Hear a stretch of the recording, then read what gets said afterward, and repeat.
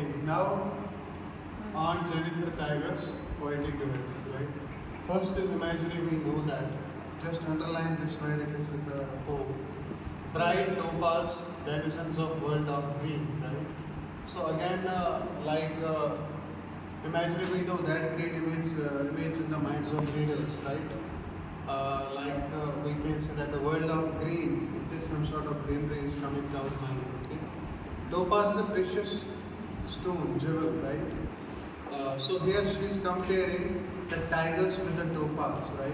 So it is metaphor also, and it is imagery also, right? So just mark it there on your textbook. It's metaphor also and imagery also. Like bright topaz denizens, okay? So she has compared tigers with the topaz, that precious stone, okay? Yeah, yellow stone, precious yellow stone. So it is metaphor. Is that clear? So metaphor and imagery is used. Coming to the next, alliteration. Alliteration, as I already told you, the repetition of the C sound is there. You can see chivalric certainty. Okay, chivalric certainty. So if these lines will come, you can say that alliteration is the poetic device that is used here. Now again the poetic device, next the poetic device is there, that is consonants, right? Consonants, S sound is repeated if you see there, Jennifer's tigers prance across a screen, right? So S sound is screen, across, tigers, Jennifer's, right? So it means consonants is used, right? Consonants is a vowel sound that comes after a consonant sound, okay? That comes after a vowel, like E vowel sound, A vowel sound, again O vowel sound, okay? So like that, after vowel sounds, when a consonant sound comes, we call that consonants. Is that clear? Assonance is again repetition of vowel sounds, okay? Alliteration is repetition of consonant sounds. Assonance is repetition of vowel sounds. They do not fear the man beneath the tree. So E sound is repeated. Underline this line from the poem and write in front of that assonance is used, right? Anaphora, right? Anaphora is again 6 figure of speech. Anaphora, right? So anaphora means when a particular word is repeated in the consecutive lines. Okay, they do not fear the man. They is repeated. They pace in sleek chivalric certainty. Again, they word is repeated, so it is anaphora, right? Start of these. When a similar word is repeated in the beginning of two consecutive lines or more than two consecutive lines, that time we call it anaphora. You can write in front of those two lines, anaphora is repeated. Clear? Clear? Yeah. Again, we have seventh one, that is personification, as I have already told you. Human qualities are given to non-human. If I say this smart board is walking, this smart board is talking, walking, talking is the quality of human, right? I give this quality to the smart board, right? So it means I am using personification here. Or we can say I have personified this smart board. Is that clear? So like this line, they do not fear the man beneath the tree. Okay. So again we can say that this is personification used here.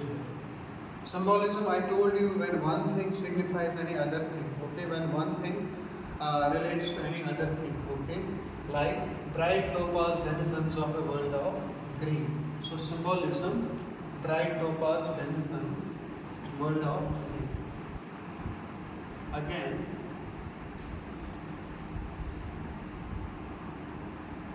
in this line, man beneath the tree, okay, meton, not that important. Oxymoron is important. Why? I will read for you. Sleek, chivalric, certainty. Sleek and chivalric are somewhat contrasting terms. Means when two opposite terms, right, they are used together, we call that oxymoron, right? Let's say that if I give you the exact definitions of oxymoron, you will feel better. And that is why. Wait. See, when we say terribly beautiful, terrible is something else and beautiful is something else. We say terribly beautiful. These two words are contrasting words, opposite words. When we use them together, we say awesome. We say terribly good. Okay, terrible is something that is related to bad things. But when we say terribly good, okay, so it means that awesome is used. Understood up to here? Okay. Or deep silence. Okay, this is awesome. Organized chaos. Chaos means disturbance. Organized means everything is sorted. Okay, so organized chaos, both are used together. Both contrasting words, opposite words are used together. So we call it awesome. Is that clear? Difference between oxymoron and antithesis. Antithesis is use of opposite words like day, night. Okay, bright, dark, like that.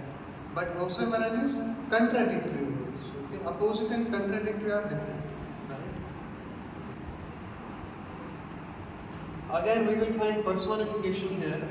Sits heavily upon the Aunt Jennifer's tigers.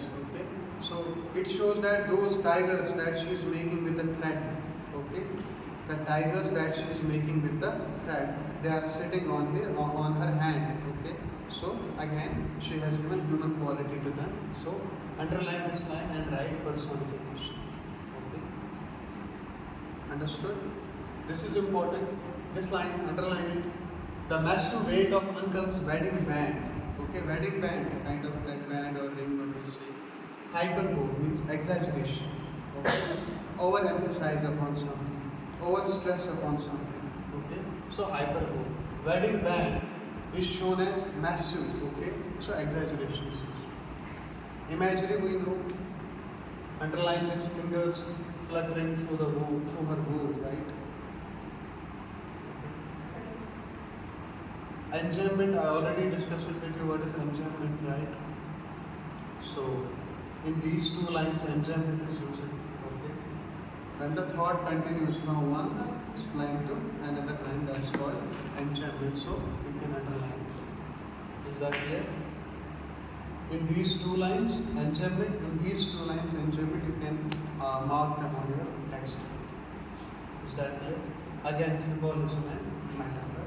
So, symbolism is in this line. The massive weight of uncle's wedding band. Metaphor again, massive weight of uncle's wedding band. So, it shows psychological kind of. State of Aunt Jennifer, that how depressed she is because of the male dominance, right? Because of the rules of the patriarchal male dominant society. Okay? It shows her mental chaos, mental disturbance. Okay? So that's it. These are the important poetic devices that are used in this poem. You should remember them. Okay? You should mark those lines where these poetic devices are used. They may ask you in the abstract-based questions where you should be able to answer them. Alliteration, enjoyment, imaginary. Okay. Paradox. One more very important is there. Underline this line in the text. Okay.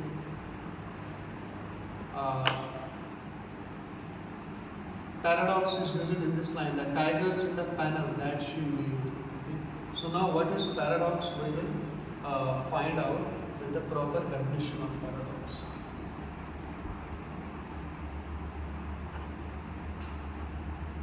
See what is paradox. Paradox, we can say that when something, if I say something about this chair, for example, directly we find that it's not related to chair. But when we go deeper into the meaning, okay, we find that it is relevant. It is relevant. Is that clear? For example, if we say, if we take an example that Aunt Jennifer has said that tigers are there, the whole scene she has created, that the tigers that she has created, they are walking fearlessly in the jungle, right?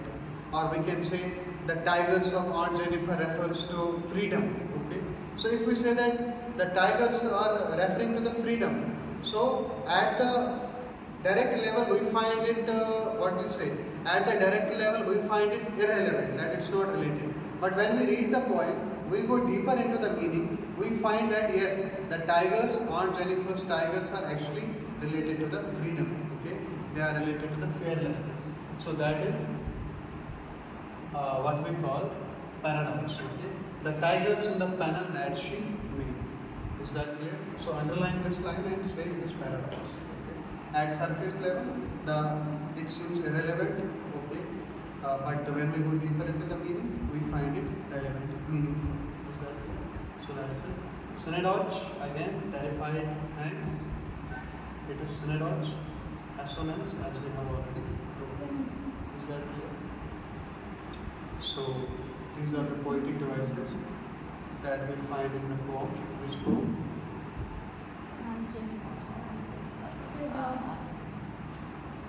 Transferred epithet. Okay, what is transferred epithet? If I say transferred epithet means when any adjective, right? I will take the exact definition of it as I will understand. Transferred epithet.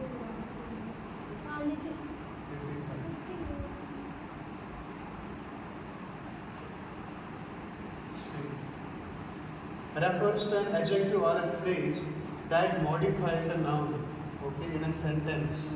Okay. Look here. Transferred form of the noun, it's actually meant to describe to another noun. Is that clear? So,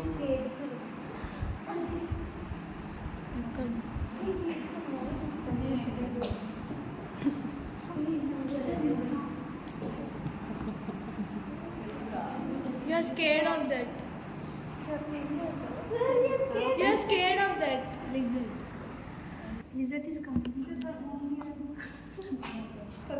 so transferred epithet, as I told you already, Oxymoron why is transferred epithet, I told you, right? Refers to an adjective or a phrase that modifies a noun. Okay? So if we go there, terrified hands will lie. Okay? Hands is now terrified is adjective here, right? So terrified hands, it means transferred epithet, right? An adjective is actually we can say modifying a noun here, right? Terrified is modifying hands here. It means that it is transferred epithet. Underline this line from the text and mark it as transferred epithet. Is that clear? So this is the poetic devices that are used in the poem Aunt Jennifer's Diamonds. Clear?